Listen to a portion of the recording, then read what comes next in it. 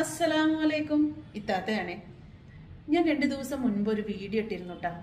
ബസ്സിൽ വെച്ചിട്ടുണ്ടായ അപമാനത്തില് ആത്മഹത്യ ചെയ്ത ആ സഹോദരന്റെ ഒപ്പമാണ് ഞാൻ ആ സ്ത്രീക്ക് അർഹിക്കുന്ന ശിക്ഷ ലഭിക്കണമെന്നും അതുപോലെ തന്നെ പുരുഷ കമ്മീഷൻ വേണം എന്നുള്ളത് ആ നിലപാടിൽ ഞാൻ ഉറച്ചു നിൽക്കുകയും ചെയ്യട്ടെ.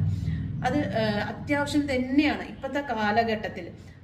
അതിന് 1-2 പേര് കമന്റുകൾ മോശമായിട്ടിട്ടുണ്ടായിരുന്നു. അതെനിക്ക് വിഷയമല്ല, കാരണം റീച്ച് അല്ല എൻ്റെ ആവശ്യം.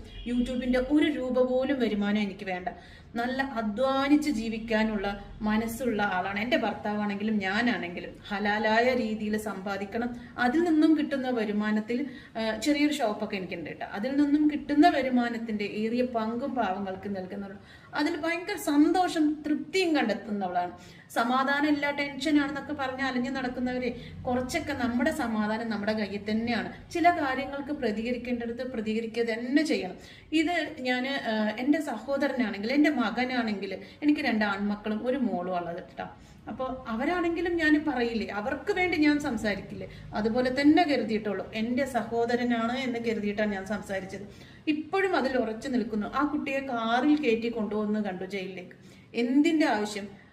എല്ലാവരും കുറ്റം ചെയ്തവരൊക്കെ ജീപ്പിലാ കയറ്റി പോലീസ് ജീപ്പിൽ കൊണ്ടുപോകുന്നതാണ് കണ്ടിട്ടുള്ളത് അല്ലേ. അപ്പോൾ അതിൽ തന്നെ അവരെ കൊണ്ടുപോകണം. അർഹിക്കുന്ന ശിക്ഷ കൊടുക്കണം. കാരണം ഇതുപോലെ റീച്ചിന് വേണ്ടി പുരുഷന്മാരെ വേദനിപ്പിക്കുന്ന അല്ലെങ്കിൽ അപമാനിക്കുന്ന കുറച്ച് സ്ത്രീകളുണ്ട്. അവർക്കിതൊരു പാഠമാവണം. ഇനി ഇങ്ങനെയുള്ള കാര്യങ്ങൾ നടക്കാതിരിക്കണമെങ്കിൽ അവർക്ക് അർഹിക്കുന്ന ശിക്ഷ ലഭിച്ചാലേ ഇത് നടക്കാതിരിക്കുള്ളൂ എന്നുള്ളതാണ് എൻ്റെ നിലപാട്. അതിൽ ഉറച്ചു തന്നെ നിൽക്കുകയും ചെയ്യട്ടെ.